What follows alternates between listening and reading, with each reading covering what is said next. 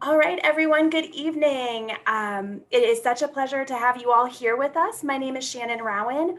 I am the Program Director for Civic Outreach at the Center for the Study of Government and the Individual. We are delighted to have such a fantastic group of participants for the sixth session in our Civics Refresher course. Tonight we have Professor Verlin Lewis, who will be talking about the American presidency.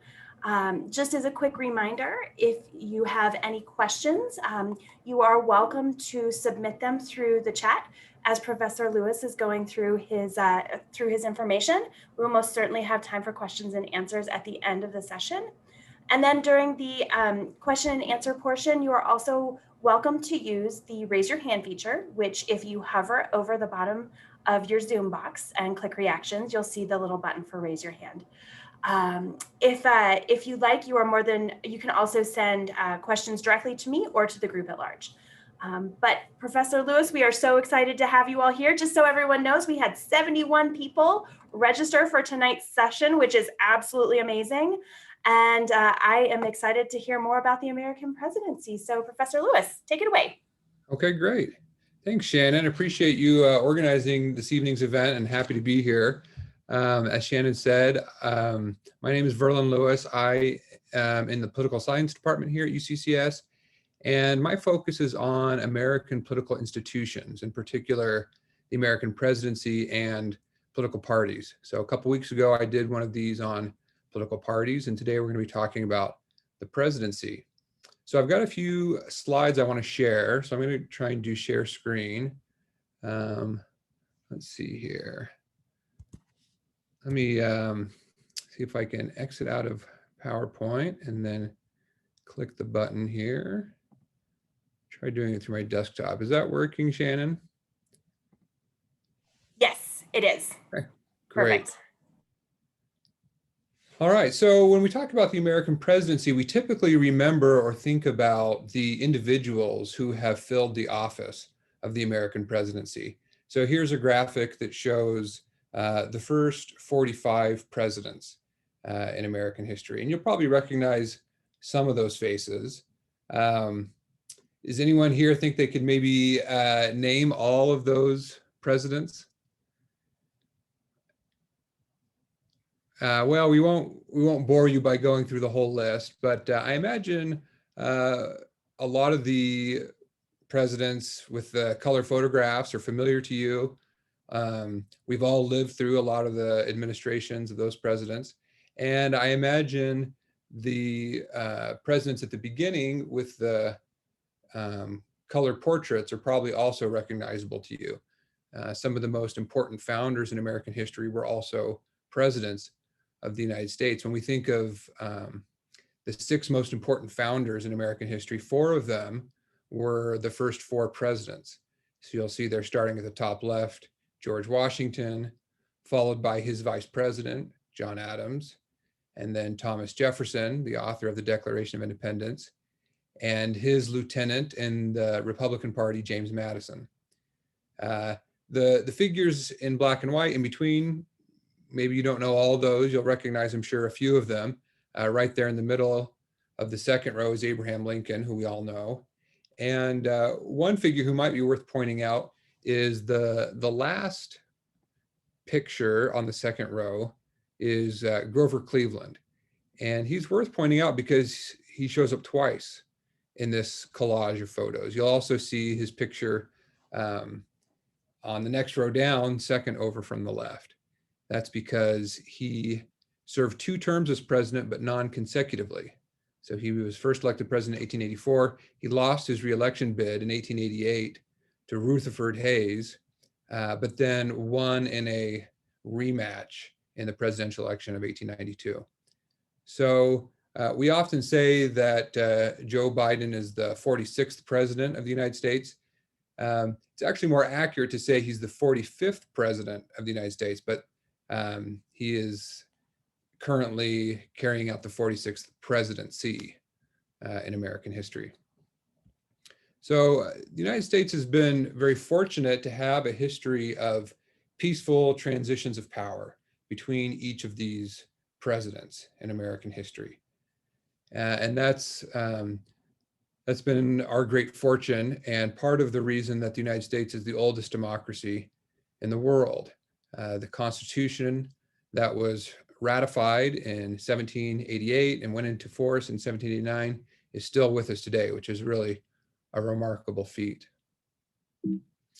But when we think about these peaceful transitions of power, we also have to be a little bit concerned. And one observer of American politics who was concerned about presidential selection and the transition of power between presidents was a Frenchman by the name of Alexis de Tocqueville. And de Tocqueville is arguably the most insightful analyst of democracy in world history, and also arguably the most insightful analyst of America. And his magisterial work, Democracy in America, the first volume was published in 1835. And in that first volume, he wrote about the American presidential system in this way. He said, quote, "What one reproaches, not without reason, in the elective system applied to the head of state is that it offers such a great lure to particular ambitions and inflames them so much in the pursuit of power that often, legal means no longer sufficing for them, they appeal to force when right happens to fail them. It is clear that the more prerogatives the executive power has, the greater the lure is. The more the ambition of pretenders is excited, the more also it finds support in a crowd of secondary ambitions who hope to shape in power after their candidate has triumphed. The dangers of the elective system therefore grow in direct proportion to the influence exerted by the executive powers on affairs of state." So Tocqueville's warning here is that the United States had been fortunate up until the time that he wrote his book on America in 1835 to not have any violent transitions of power between governments, between administrations. And that was in large part due to the fact that the president of the United States did not have a tremendous amount of power. But he argued that the more power the national executive concentrates into their hands, the more dangerous it becomes for the American Republic. And so this, of course, we know was a huge problem recently. In January of 2021, a mob of American citizens stormed the Capitol building, trying to prevent Congress from counting the presidential electoral college votes. And so Tocqueville, when he was writing in 1835, said, "No candidate up to now has been able to arouse ardent sympathies and dangerous popular passions in his favor. The reason for this is simple. Having come to the head of government, he can distribute to his friends neither much power, nor much wealth, nor much glory. And his influence in the state is too feeble for the factions to see their success or their ruin in his elevation to power." But of course, the presidency has grown tremendously since Tocqueville observed America in the 1830s. And the contest over winning the presidential election has grown much more fierce over the past 200 years. And it's become so fiercely contested that many people, even leading up to the election in November, were worried that one side or the other would not accept the results of the election. And then we had this terrible event in January where several thousand American citizens were not willing to accept the results of the election. Okay, so that's where we are today. And I want to talk about how we got here. And so today I'm going to be talking about the history and evolution of the American presidency. And I'm going to divide up my presentation today into three parts. I'll just be talking for about 30 or 40 minutes, and then we'll have plenty of time for Q&A. I'd like to have a discussion and have this be more of a seminar style than simply a lecture. So in the first part of my presentation, I will explain how the presidency was created by the Constitution that was observed by Tocqueville. And then I will narrate through the expansions of the presidency's powers over the past 200 years. And then look just briefly at the end at the crisis of the presidency that we see today. Okay, so when we think about the presidency that was created by the American founding generation, we have to think about what their experience was with executives before they created the presidency. And they really had two main experiences with executive power that we can think about. The first experience they had was as colonists under the rule of the British king in London and his royally appointed colonial governors. And the American founding generation, of course, thought that this kind of executive had too much power. They revolted against the rule of King George and they declared independence from Great Britain, calling the British monarch a tyrant. Of course, after they won their independence, each of those 13 colonies established their own state constitutions. And in each state, the executive looked a little different, but for the most part, each state had a governor. But these governors tended to be quite weak. They were typically chosen by the state legislature, and they were dependent on the state legislature for their position in office and for their salary. And so they didn't really have any standing or any incentive to stand up to the legislatures of the various states.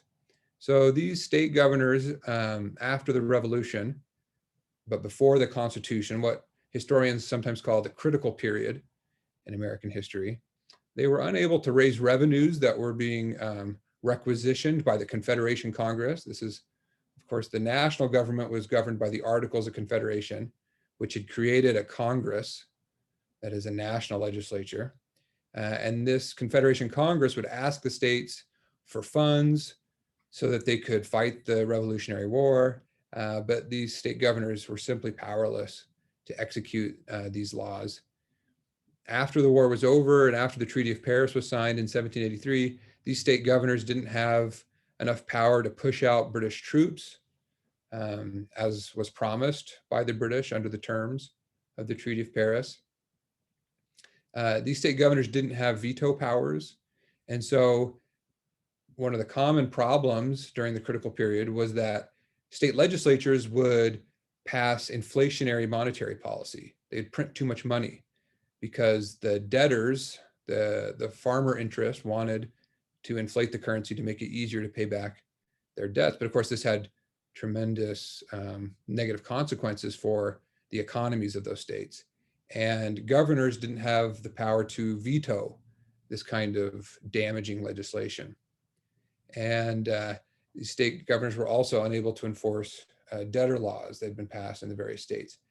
And so as the leading figures of American politics during the 1780s looked around at what was going on in the American states, they worried about democracy not working. They worried that it was going to devolve into mob rule or mobocracy, and that there was no rule of law. And so as a result, they decided that they needed to come up with a new national government, a new national constitution. And so as we know, in the summer of 1787, 55 delegates from around the country met together to create a new constitution to replace the Articles of Confederation. And when they met together in Philadelphia, they debated what this new national executive should look like. Remember that under the Articles of Confederation, there was no national executive. There was only a national legislature. There was no national judiciary and no national executive. But the delegates agreed that the United States needed some kind of national executive power. And there were three main plans presented at the convention with regards to what this national executive should look like. Now, James Madison is rightfully often called the father of the Constitution, or the principal author of the Constitution.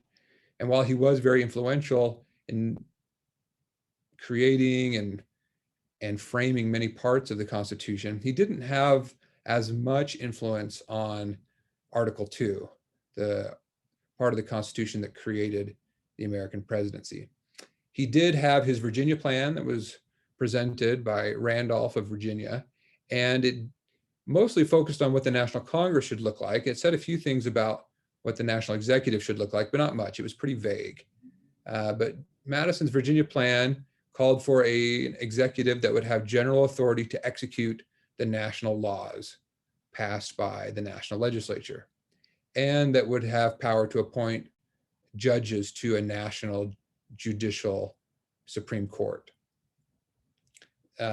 Madison's plan was vague or unclear on what the number of the executive should be, whether it would be a committee or one single person. Now, we also know about the New Jersey plan at the Constitutional Convention. And again, that was, we mostly think of the New Jersey plan in terms of what the national legislature should look like. But the New Jersey plan also had some recommendations for what the executive should look like. And the New Jersey plan called for an executive committee. That is a plural executive made up not just of one person, but of several people who would meet together in committee to make decisions. They also wanted this executive committee to be elected by Congress for a single term. So this executive committee would really be dependent on the legislature. And this plural executive would be removable by Congress on application from a majority of state governors. So the New Jersey plan really called for a very weak national executive. Alexander Hamilton was very influential, just like Madison, not only at the Constitutional Convention, but also in getting it ratified afterwards by writing the Federalist Papers with Madison. And his plan for the executive called for a much stronger executive, more like a monarch, more on the British system. Hamilton called for a national executive that had life tenure, just like a king, that had an absolute veto power, just like a king has, the pardoning power of a king, and also the power to appoint heads of departments. So these were the different plans, and of course they were debated extensively in Philadelphia in the summer of 1787. And there were several issues that arose at the convention, and the delegates debated whether or not to have a plural executive, that is a committee executive, or a unitary executive, that is a single person. They debated whether or not there should be an executive council or whether a single president could act alone.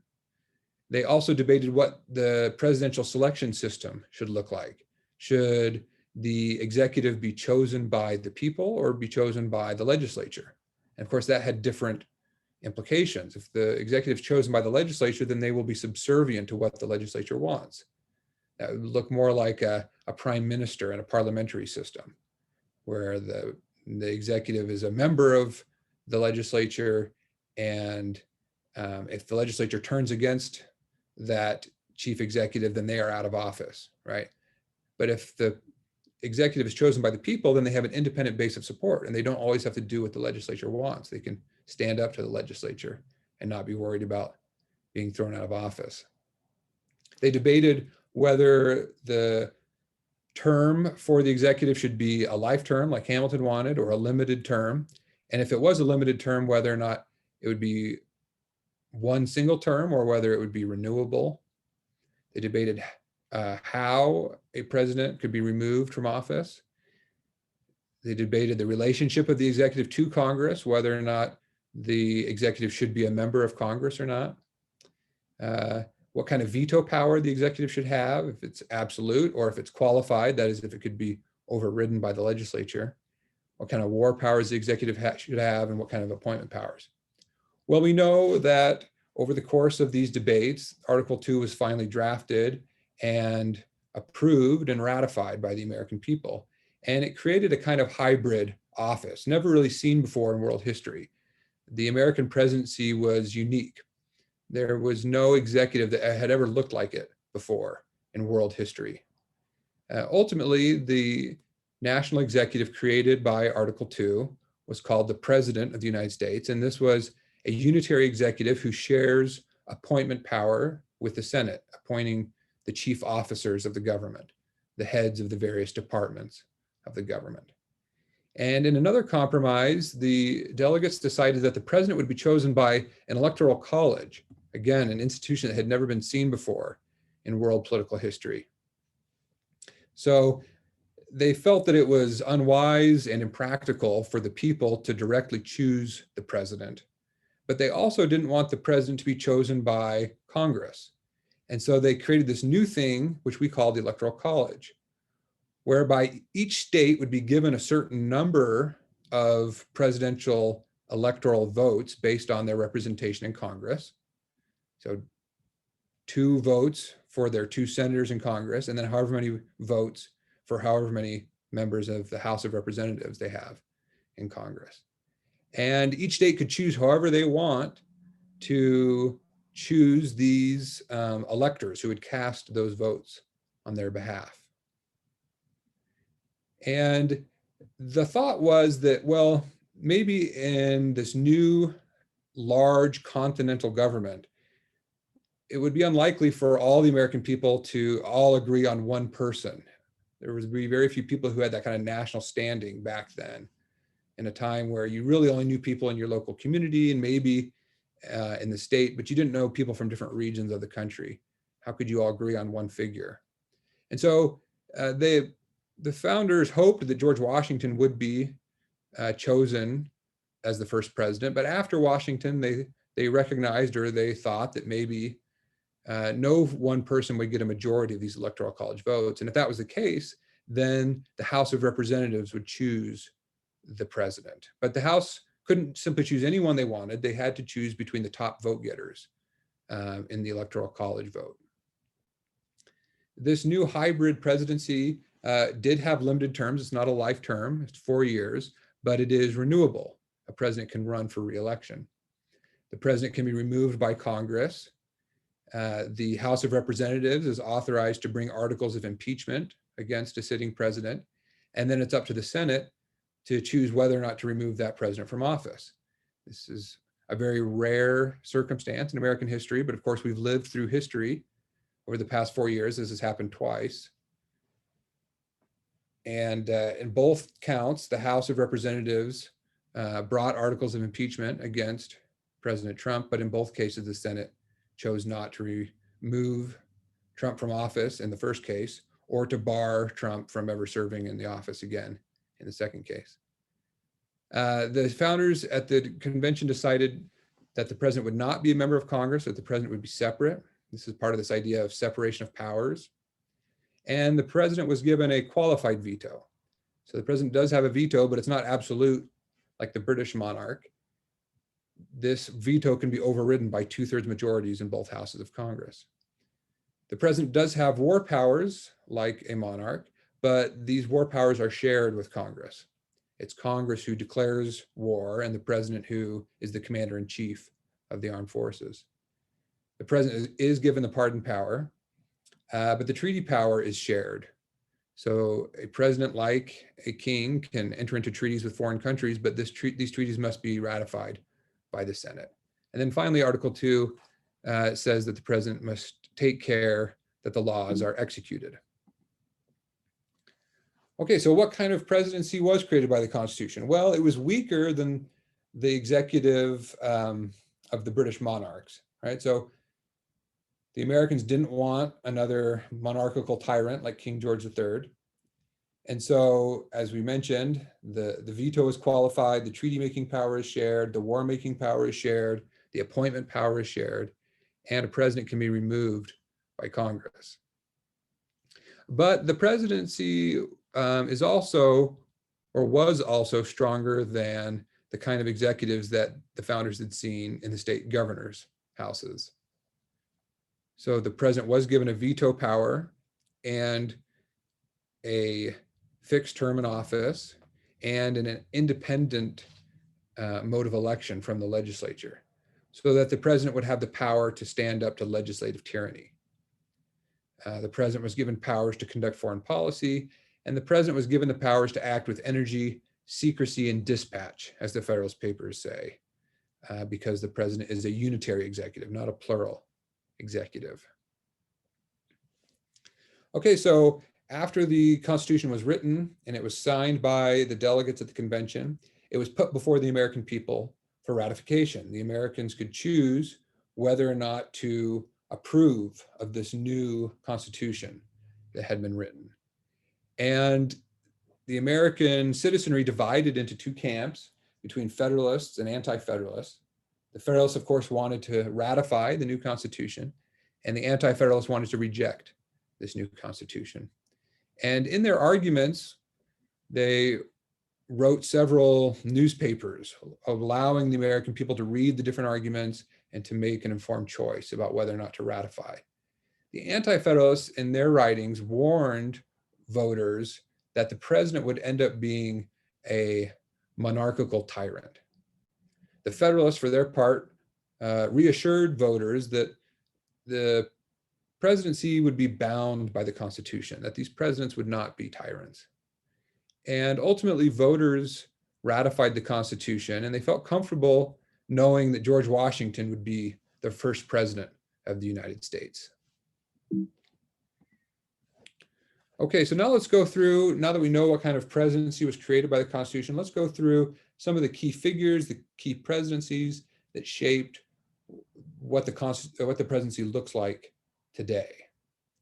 And early on, two of the key figures in what we might call the founder's presidency were, of course, George Washington, the first president, and Thomas Jefferson, the third president. During his 8 years in office, Washington kept America out of European conflicts, and he appointed Alexander Hamilton as his Secretary of Treasury and let Hamilton take the lead in recommending policies to Congress.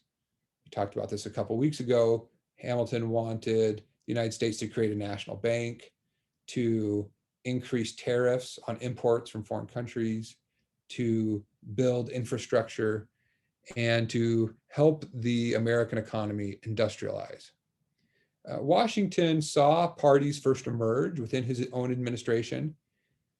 Hamilton became the leader of what was called the Federalist Party, and Jefferson became the leader of what became known as the Republican Party.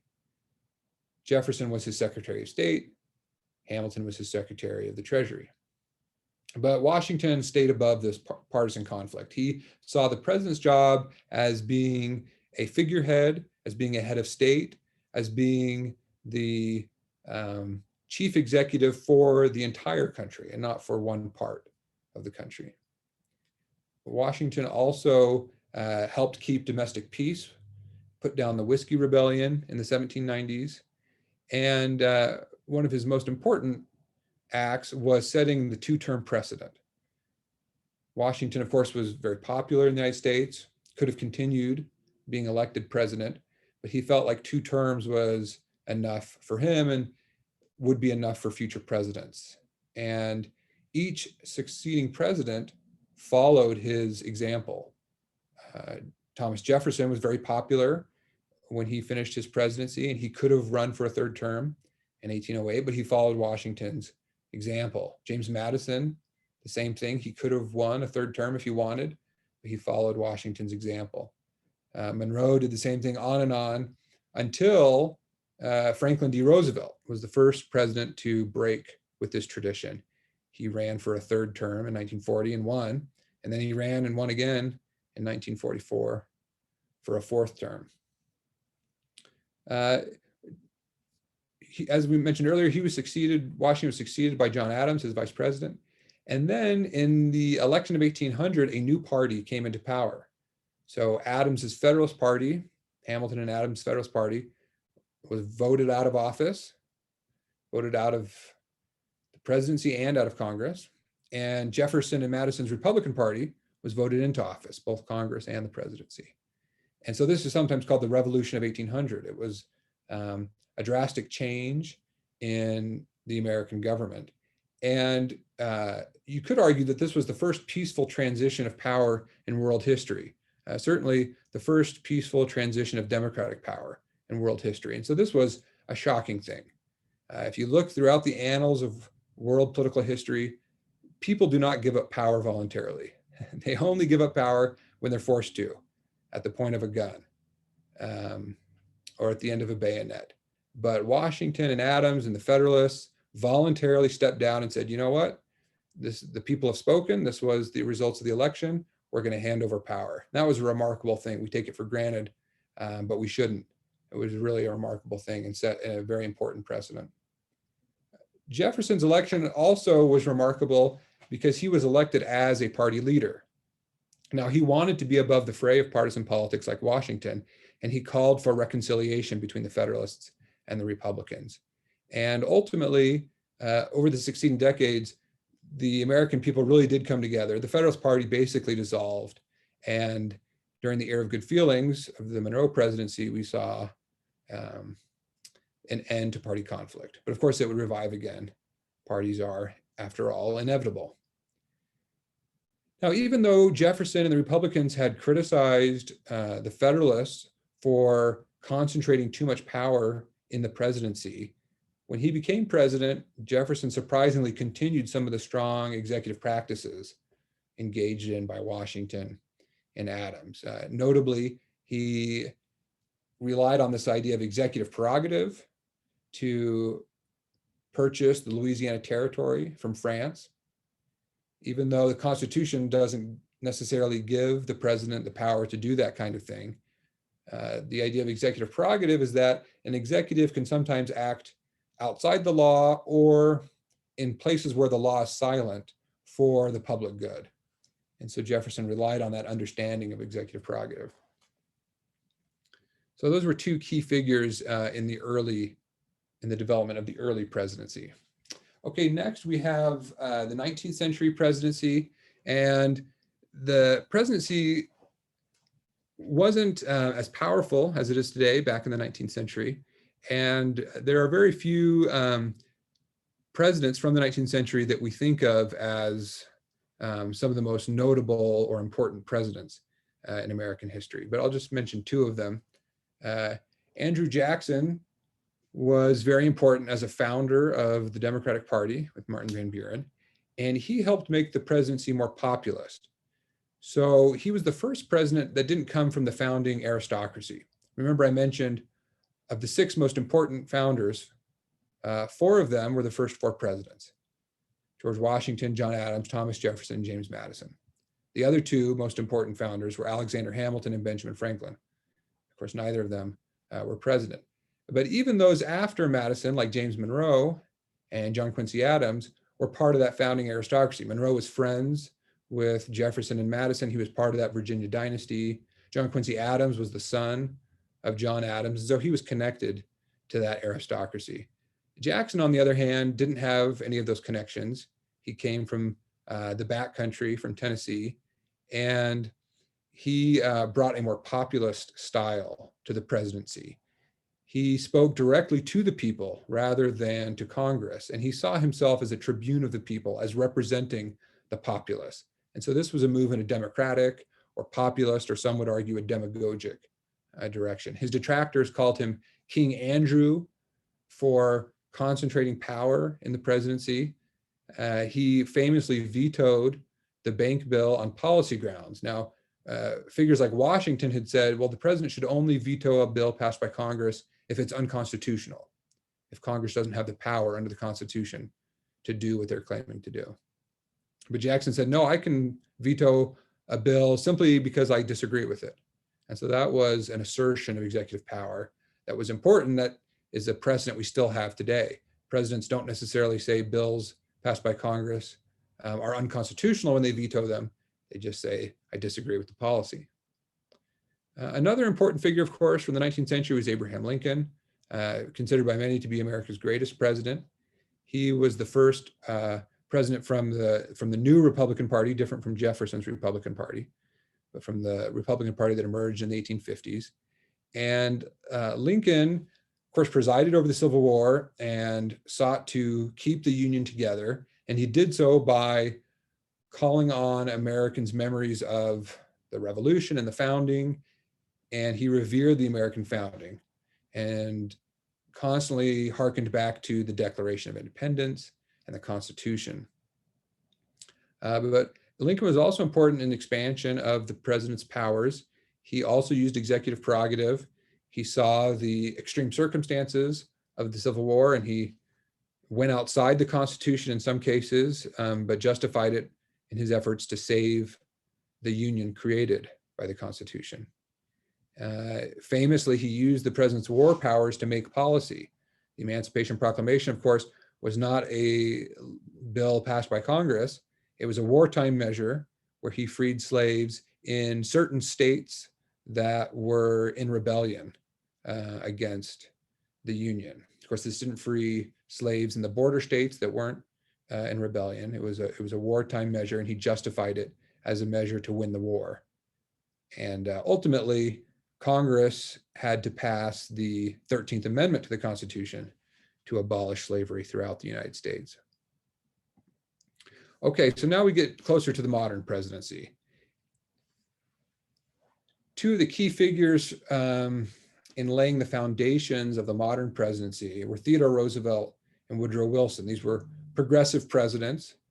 Roosevelt was a Republican, Wilson was a Democrat, who wanted a more energetic national government and saw the president as being the key figure in expanding the powers of the national government to meet what they saw as new exigencies brought about by industrialization, urbanization, and mass immigration in the late 19th century. Now, TR represented another shift in the presidency. He represented a return of the elites to politics. From Jackson till the end of the 19th century, American politics was dominated by party machines. And these were typically run by and staffed by working class people, immigrants, and they're the ones that controlled the party machines and the party patronage. And most of the presidents worked their way up these party machines over the course of many years. And most politicians didn't come from the aristocratic classes in America, but TR represented a change. He came from old money. He came from an old aristocratic family in New York City, and he got into government as a reformer, trying to clean up the corruption that he saw with the party machine politics, the bribery, and using patronage in office to reward friends and engage in kickbacks and that kind of thing. Rather than working with a network and a party machine and with city bosses, Roosevelt spoke directly to the people, and he again made the presidency more populist. He saw himself as a steward of the people, representing the interests of the people against the special interests who were corrupt. And he was part of this novel development at the turn of the 20th century when presidents began campaigning for the presidency for the first time. In 1896, William Jennings Bryan and William McKinley both campaigned for the presidency. That had never been done before. And he continued that practice of actually going out and asking people to vote for him rather than being above the fray of politics like previous presidents had been. He referred to the presidency as a bully pulpit that he could use to get legislation passed, to make changes in society. Because there was so much attention, so much media attention on the president, he could speak to the entire American people. And he used this position to engage in some class warfare. He railed against what he called malefactors of great wealth.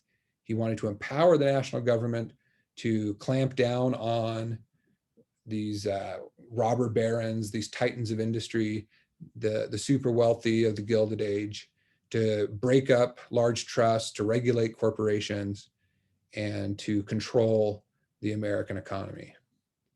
And so Roosevelt really inaugurated this idea of the president as the chief policymaker in American politics. He called his series of policies the Square Deal. This was the first of many programs that had a name. Right now, we're more familiar with that now. Wilson called his the New Freedom. FDR combined the two and called his the New Deal. Truman, following FDR, called his the Fair Deal. Right, everyone's got a name for their programs now, but that started with TR. So after winning the election of 1912, Wilson comes into office, and he basically follows the precedents that were set by TR. He viewed the president as the chief policymaker in the country, the chief orator giving speeches, and also saw the president as the world's policeman. As the United States became more and more involved in international affairs and became increasingly an international power to be reckoned with, Wilson saw this as the role of the president. And so during World War I, Wilson used the war powers of the presidency to justify sweeping changes in policy. Okay, we mentioned FDR already, but he's probably the linchpin figure in the development of the modern presidency, what political science scholars call the modern presidency. He created this by winning 4 elections and by massively expanding the size of the national government and the executive branch of the national government in particular with his New Deal. He continued this tradition of making the presidency populist. He engaged in using the medium of radio to have fireside chats so that ordinary Americans could hear his voice in their living room in the evening and feel like he was right there in the room with them, that he was their friend. And this was a novel thing in American history. Previously, most ordinary citizens didn't even know what the president looked like. They might be able to read about the president in a newspaper, but they didn't really have any direct connection with the president. But now, through the medium of radio, FDR got into the homes of every American, and he was a kind of celebrity. And so he continued his distant cousin TR's inauguration of the presidency being a kind of celebrity office, a popular office. And like his cousin TR, he came from old money, from wealth. And ironically, like TR, was a president who used his position to rail against the wealthy. He railed against economic royalists in society and called for a larger and stronger government to intervene in the economy and to tax the wealthy and to redistribute wealth in America. Most presidents that followed FDR did the same thing. And so every president after FDR is considered part of this modern presidency. A couple figures that were key here are LBJ and Richard Nixon. During the 1960s and 1970s, many people began to worry now that the president had become too powerful, that the president had too many powers. After the New Deal and after World War II, as the United States became the preeminent world superpower, people began to worry that this one single figure had way too much power in controlling the largest economy in the world and in controlling the largest military in the world. And the crisis of the imperial presidency came to a head during the Watergate scandal.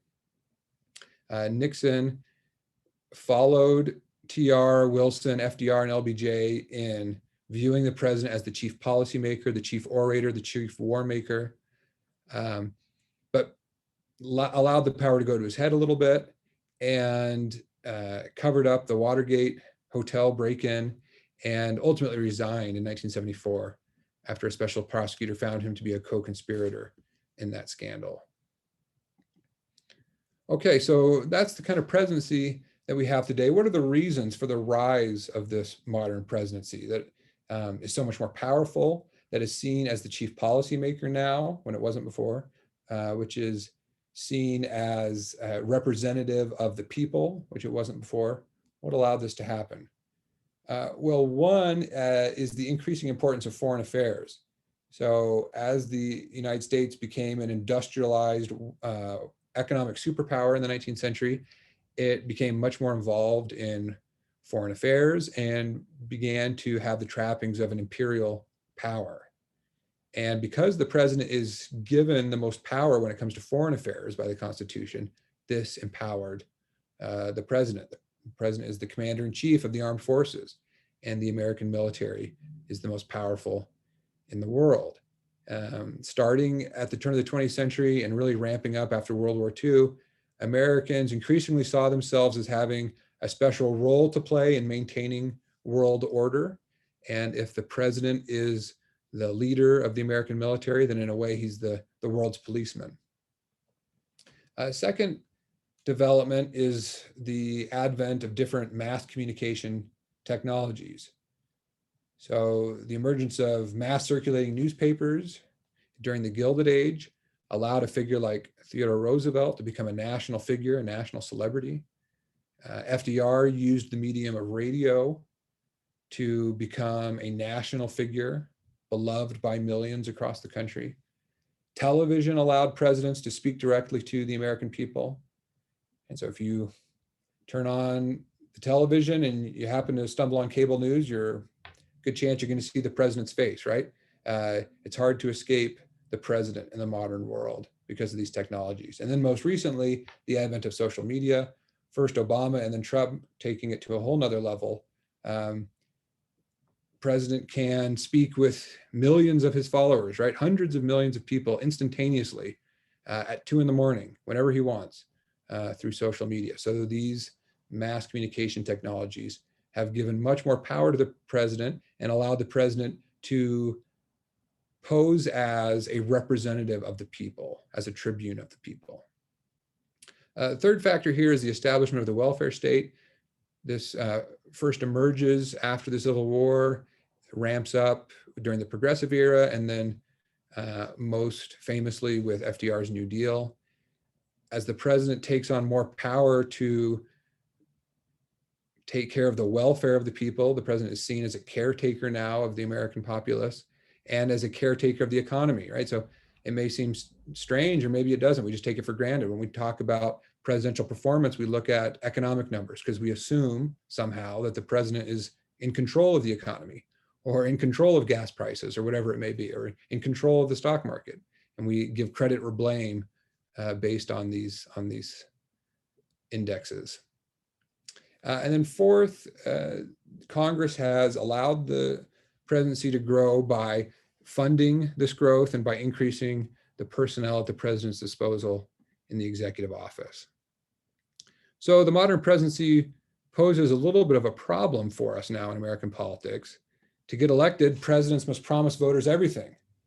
Otherwise, they won't get votes, right? So they have to promise the American people that they're going to bring peace to the world, they're going to bring growth to the economy, that they're going to bring happiness to homes, right? Somehow the president is responsible for all these things, or is judged according to these things. And so because they make these promises in the campaign, citizens have very high expectations of their presidents that no president will ever be able to fulfill. They're beyond the ability and capacity of any single person. And so as a result, there's a lot of disappointment. Almost all modern presidents leave office with lower approval ratings than they enter with, because no one can measure up to all these promises they make in the campaign. So just to give you a taste of it, here's President Obama in 2008 at a campaign rally just before the election. He said, "Now, Mizzou, I just have 2 words for you tonight: 5 days. After decades of broken politics in Washington, after 8 years of failed policies from George W. Bush, and 21 months of a campaign, we are 5 days away from fundamentally transforming the United States of America." And this is giving a lot of power to the president, right? Somehow we expect the president to be able to fundamentally transform the United States. Or here's Donald Trump in 2016 at his Republican convention nomination acceptance speech. He told his fellow Republicans, "Nobody knows the system better than me, which is why I alone can fix the system. I have seen firsthand how the system is rigged against our citizens, just like it was rigged against Bernie Sanders. But his supporters will join our movement. Millions of Democrats will join our movement because we are going to fix the system so it works fairly and justly for each and every American." So somehow only one person is able to fix the system. And if only we empower this president with all these powers, that all of our problems will be solved and that all of the unfairnesses in the world will be fixed. This is the kind of language we hear in presidential campaigns. But we might think that this is a dangerous road to go down. And I'm just going to finish and conclude with this quote again from Alexis Tocqueville, when he said, "What one reproaches, not without reason, in the elective system applied to the head of state is that it offers such a great lure to particular ambitions and inflames them so much in the pursuit of power. It is clear that the more prerogatives the executive power has, the greater the lure is, the more the ambition of pretenders is excited. The dangers of the elective system therefore grow in direct proportion to the influence exerted by the executive power on affairs of state. So I will finish with there. I know I'm out of time, but I want to leave about 10 minutes or so for Q&A. So I will stop sharing my screen and move into the Q&A portion. Does anyone have any questions for Professor Lewis? Feel free to type them in the chat box, or you're welcome to raise your hand as well. While we wait for a question to pop up, after the session on American political parties, Verlin and I were having a quick conversation about how shifts in the process of primaries has changed, has influenced the office of the president. Verlin, I was wondering if you might be able to talk a little bit about that, because I'm not sure that we'll be able to get to that next week in our session or in our final session with Sarah on elections. Yeah, sure thing. And sorry, Shannon, I was reading the chat box there, so I was a little bit distracted. But you said, in what ways has the development of the parties transformed the presidency? Yep, exactly. Yeah. Yeah. So as we saw, the emergence of parties really empowered the president, because the president was now seen as the leader of a political party, of a massive political movement within the country. And so rather than viewing the president as a kind of figurehead, someone who stands above the factional infighting or the partisan fray, the president is now increasingly seen as the leader of a political movement. And so when they come into office, the expectation is not simply that they will preside over things and help the country continue on gradually into, in the direction it's going, but that the president will have a policy agenda, because after all, the party wrote a platform, right, of several thousand words, of a long list of policies that they want enacted. And when the president comes in, they feel like they've got to deliver, right? So in the modern era, every president wants to be the next FDR, right? And so we hear this all the time. And you read the news when a new president comes in, what's the first 100 days look like? Well, it's an arbitrary number, but in FDR's first 100 days, there was a series of sweeping legislation that historians praise him for and that we all remember. And so we think, well, now what's the big ticket items that this president is going to get done? And so in some ways, there's this idea of a mandate that wasn't understood before. And George Washington never thought about a mandate. But presidents today think, well, I've got a mandate because I got elected by the people. I have a mandate to implement policies X, Y, or Z. So I think that aspect of the emergence of parties has really empowered the president. But of course, it also creates problems for the president. And as our partisanship becomes more entrenched and more hostile, we've seen this in the last couple of decades, presidents really can only speak to a certain portion of the population. There's always going to be a section of the citizenry that's implacably opposed to that president. So there was a time we can remember, right, not too long ago, when presidents' approval ratings would vary wildly based on what was going on in the country, right? So even George W. Bush after 9/11 had like 90% approval ratings. There was this rally around the flag effect where all Americans, Republican and Democrat, didn't matter. You were behind Bush and what he was doing and responding to this terrorism. Those days are gone. If you look at the approval ratings of Donald Trump, for example, there was a very fixed ceiling and a very fixed floor, that he wasn't, if you think of all the things that happened in the 4 years of his presidency, right? Economically, public health, a million controversies, right? But the numbers really never changed. Republicans were behind him no matter what. Democrats were opposed to him no matter what. And so I think the advent of increasing partisan hostility and entrenchment has really limited how successful a president can be in terms of what percentage of the citizenry they can win over. Awesome. Well, we have some really great questions in the chat box. So the first one comes from Jen Ferda, and she is wondering who your favorite president is. Hers is Thomas Jefferson. That is a great question. Yeah, so I mean, the obvious answer is going to be George Washington, right? Maybe he's everyone's favorite, or Abraham Lincoln. And Thomas Jefferson would be a great choice. I went to graduate school at the University of Virginia. I lived in Charlottesville for 5 years. So I went to Mr. Jefferson's University. He has a special place in my heart. I've been to Monticello many times, big fan. So yeah, I mean, those are the obvious ones. If I wanted to say maybe one that you wouldn't think of, I might go with Calvin Coolidge. He's not remembered, but I kind of like that about him because he didn't do much. He wasn't one who expanded the powers of the presidency too much. And as someone who's concerned about the emergence of an imperial presidency, I like that about him. Awesome. Janet had a great question too. Her question is, how has the use of executive orders changed over time? Yeah, that's a good question. So executive orders, of course, are when a president is telling his administrative agencies how to implement laws passed by Congress. But as Congress delegates more and more power to the executive branch, the number of these executive orders is going to increase. And as Congress passes legislation that's increasingly vague and kind of assumes that the bureaucracy or the administrative branch will take care of it, then this requires lots of interpretation of the law and lots of specifics. So executive orders really proliferated during FDR's presidency. A Democratic Congress basically gave him a blank check to fight the Great Depression, to fight World War II.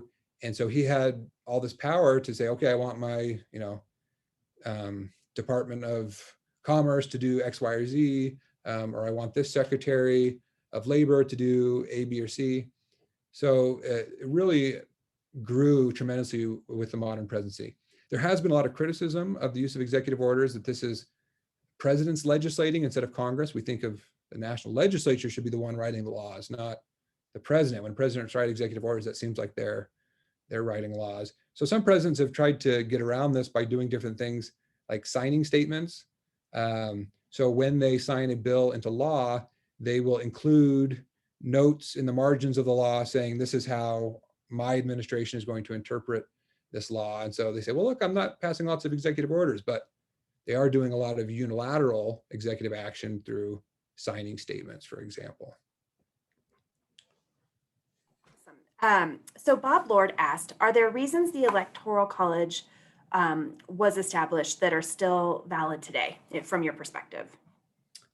That's a good question. So the Electoral College operates very differently than how it was intended by the American founders.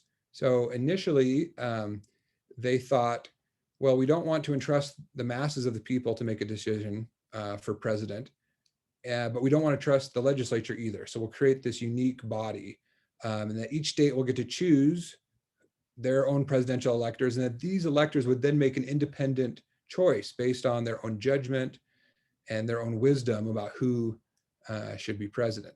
And Jim Caesar at the University of Virginia, I worked with him there. He actually wrote a really important book explaining how when the founders created the Electoral College, in some ways they saw it as a nominating mechanism.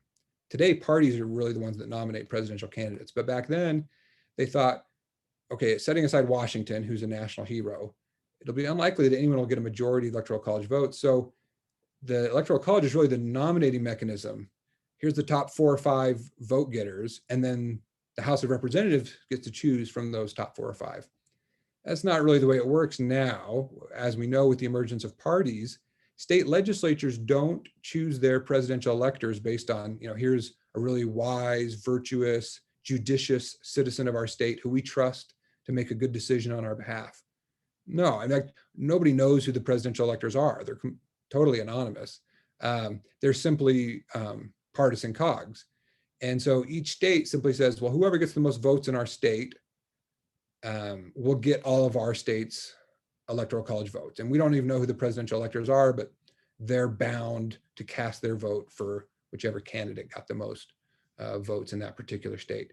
And so that whole indirect democracy, or that filtered democracy idea is not the way it works today. Now it's simply a transmission mechanism. So in that sense, I'd say the Electoral College is not serving the purpose that it was originally intended for. There's a couple things I would say about the Electoral College. In one sense, the founders did want the voice of the people to be heard, and they felt like these states should have their own say over how their presidential votes are cast. And so in that sense, the states still have a say in who gets president. Now, of course, the problem is occasionally the popular vote might be different from the electoral college vote. Popular vote wasn't a thing in the first several decades of American history. No one even knew what it was. It wasn't counted. It couldn't be counted. But now we have that technology, and there's been a few times, right? 1960 might have been one of them when JFK won the electoral college vote, but maybe lost the popular vote. 2000 and then 2016 most recently. So this creates a problem because it maybe goes against the idea of popular sovereignty in the Constitution, which is that the people should be sovereign.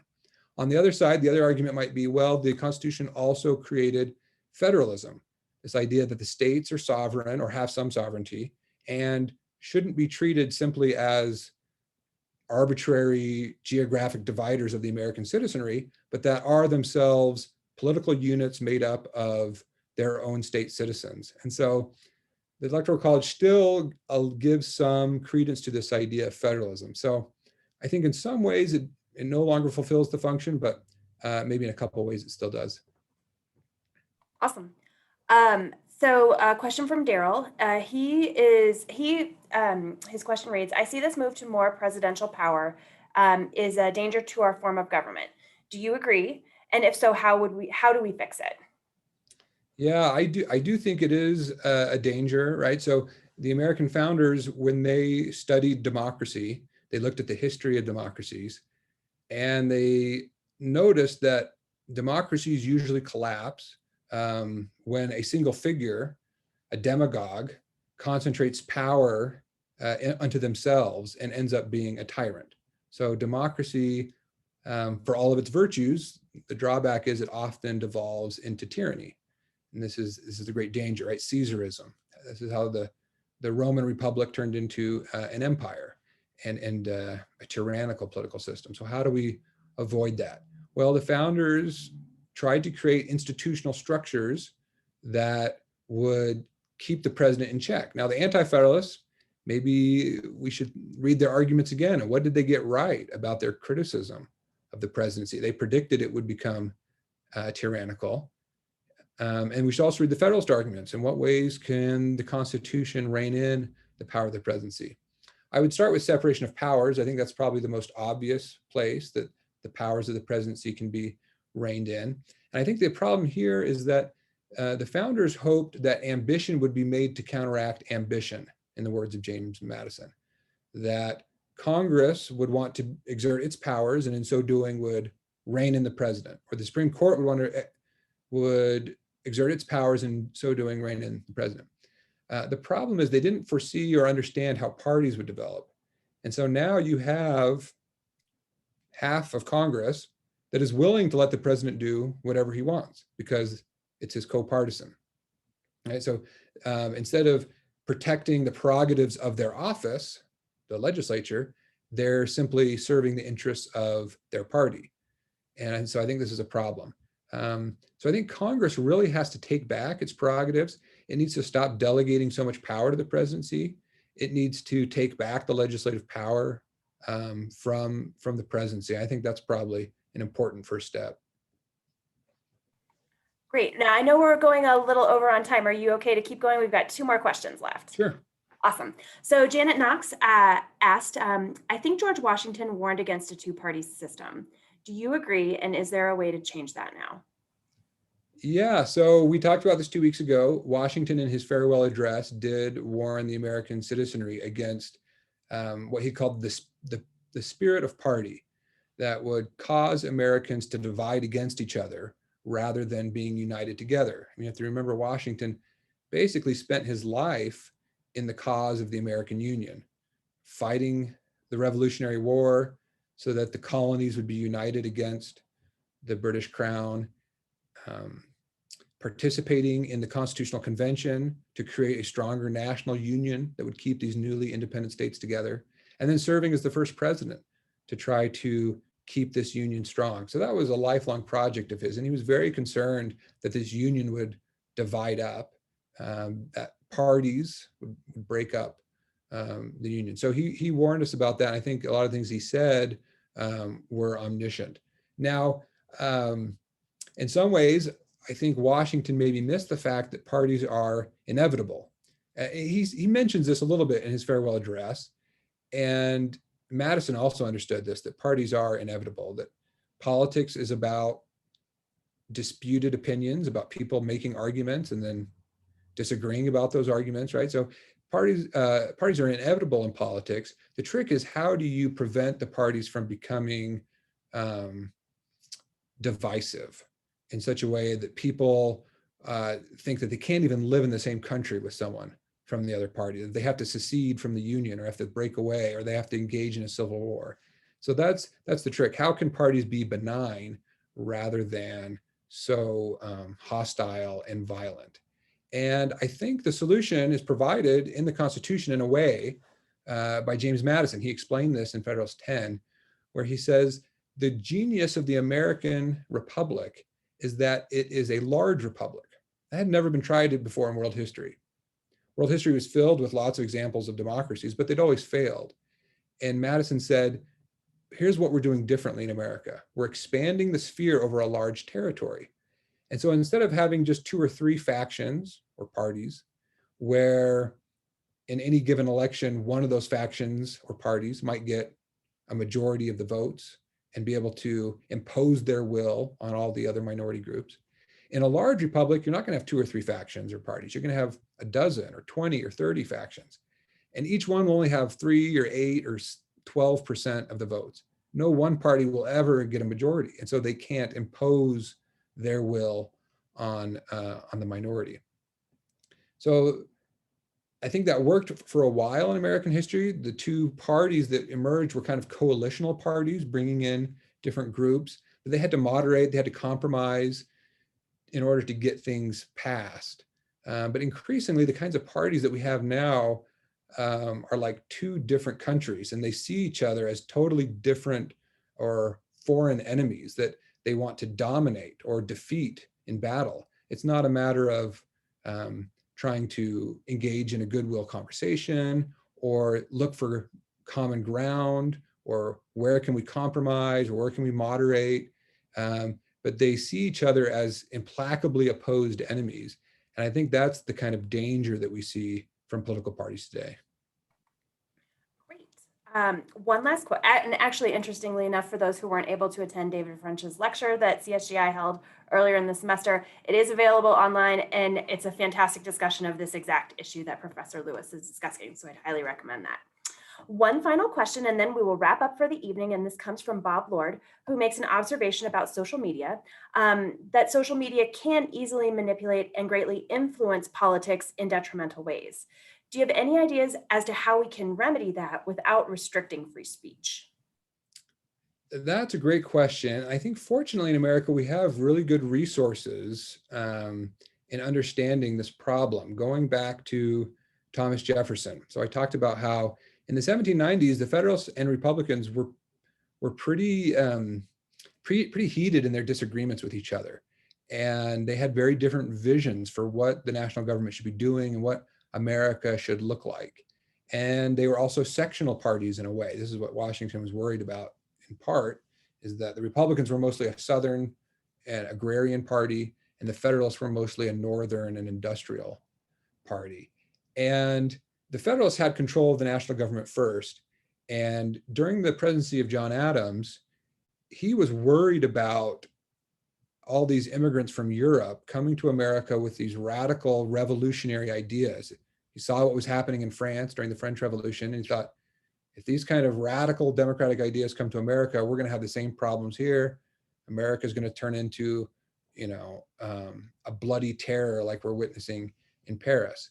And so he clamped down on free speech with his sedition acts. The Federalist Congress passed, and he signed into law these sedition acts that gave him the power to prosecute newspaper publishers that he felt were saying untrue things about the administration.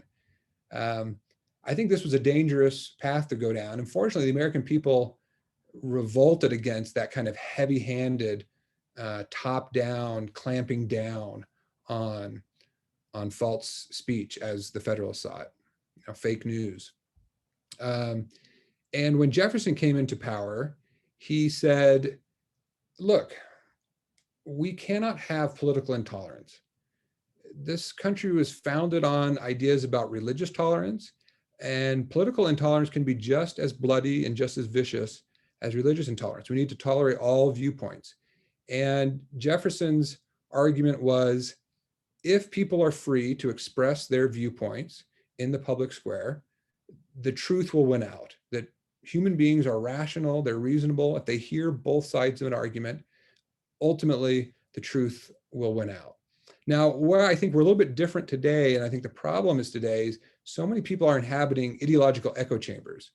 And this isn't just social media. You see it also in newspapers and cable news, wherever you turn.